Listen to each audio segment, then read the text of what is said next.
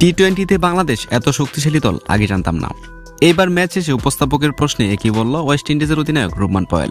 তো সম্মানিত ভিউয়ার্স, বিস্তারিত জানতে পুরো ভিডিওটা না টেনে সম্পূর্ণ দেখতে থাকুন।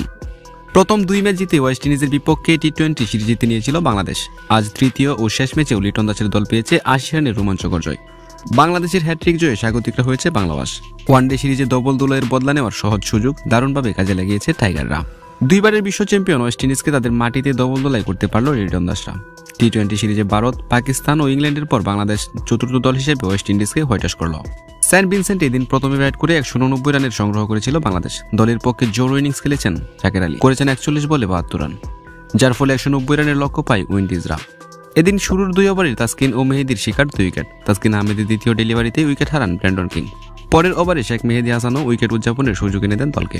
লং অন দিয়ে ছক্কা মারতে গিয়ে বদলি ফিল্ডার আফিফ হোসেনের হাতে ক্যাচ হন 6 রানে থাকা জাস্টিন গ্রিপস।